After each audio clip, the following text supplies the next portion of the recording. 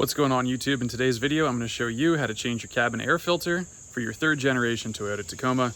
And you're saving yourselves probably about $100 at the dealership. A dealer loves to charge to replace a cabin air filter because most people don't know how accessible it is and how easy it is to actually do. So there's the air filter that I'm going to be dropping in here. And you can see that it says at the bottom, this is a replacement part for the genuine Toyota part. And first thing you're going to do is just open up your glove compartment and empty out all that junk.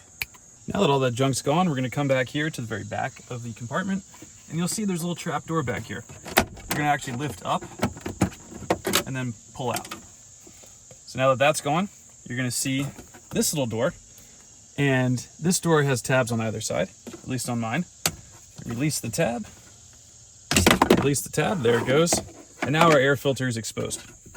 Pull it out, and you're going to see, wow, just how disgusting that is. I haven't changed mine in about 60,000 miles, and I think that really shows.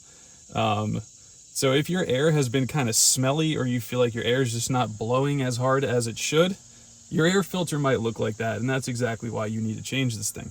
So we're going to toss that. Now, one important thing to note while doing this is that your airflow does go in a specific direction.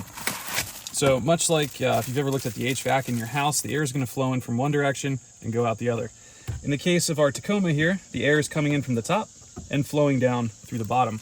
So now with my airflow arrows facing down, because that's how this is oriented, it's telling me to put it this way. I'm just going to slide it right in there. And that's about it.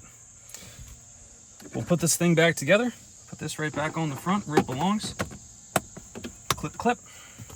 And for me, I'm going to take this sliding back panel, start at the top here, slide it in and down, nice and secured, and then put all my junk back in there. Thank you guys for watching. Comment, like, and subscribe, and I will see you on the next.